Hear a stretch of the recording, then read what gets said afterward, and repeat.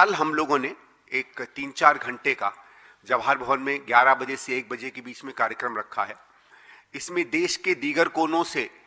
बहुत से मनरेगा के वर्कर्स हैं जो आ रहे हैं। करीबन 300-400 के करीब लोग स्वतः अपने आप चाहते थे कि आकर मिलें, एक दूसरे से बात करें और खुद वो अपने संघर्ष की रणनीति आगे के लिए तय करें।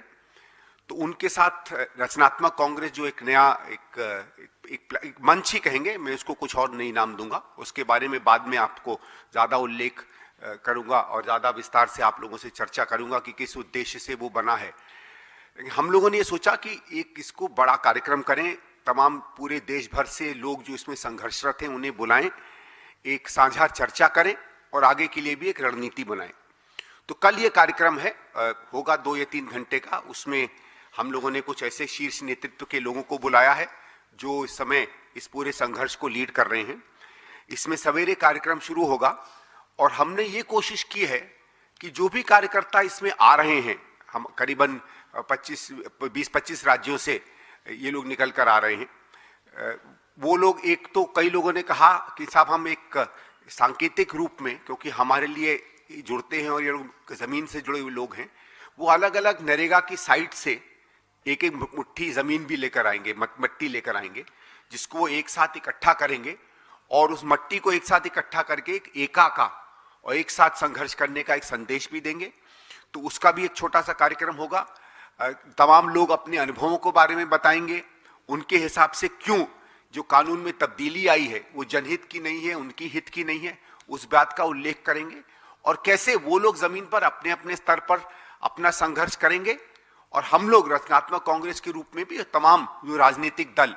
इस पुराने एक्ट के साथ खड़े हैं वो किस तरीके से अपने संघर्ष को बीच में रखेंगे। हमारी ये उम्मीद है कि कांग्रेस अध्यक्ष आदरणीय मल्लिकार्जुन खड़गे जी और आदरणीय राहुल जी भी उसमें आएंगे, लोगों से सीधे संवाद करेंगे, क्योंकि ये हम केवल कोई भाषण देने का या बात करने का ही इसको हम माध्यम नहीं समझ रहे हैं। हम समझ रहे हैं कि जब सीधे सीधे जो मनरेगा में काम करने वाले लोग रहे हैं वो जब अपनी बात कहेंगे तो उससे हमारी भी कुछ समझ बढ़ेगी, इससे और उनको क्या दिक्कतें आने वाली हैं वो भी समझ बढ़ेगी। कुछ हमारे राज्यों के रूरल डेवलपमेंट के या बाकी मंत्री लोग जो एकदम यकायक एक नया बोझ राज्य सरकारों पे देख रहे हैं वो भी अपनी बात आकर कहेंगे। जो लोग इस नई प्रक्रिया के साथ सम्मिलित रहे, कुछ ऐसे सांसद जो कमिटियों में रहे जब ये कानून बदला गया, वो अपनी बात बताएंगे कि सरकार का क्या मत था, उन्होंने किस तरीके से जनहित की और वर्कर्स की बात सामने रखी। तो एक समझ लीजिए 2 या 3 घंटे में ये पूरा जो प्रक्रिया हुई है जिसमें मनरेगा का एक एक्ट बदला गया है उसमें क्या सार निकल कर आया, क्या भारतीय जनता पार्टी की इसमें मंशाएं रहीं, क्यों एक ऐसा कार्यक्रम जो अधिकार पर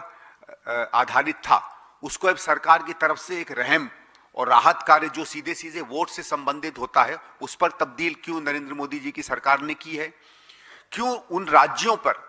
जिनके ऊपर ऐसे भी हजारों करोड़ों का बोझ है, आज कोई राज्य सरकार नहीं है जो बहुत बड़े घाटे में नहीं चल रही है, उस पर अतिरिक्त बोझ क्यों डाला गया है। वही भारत सरकार जो एक समय में कहती थी कि नरेगा की जरूरत तक नहीं है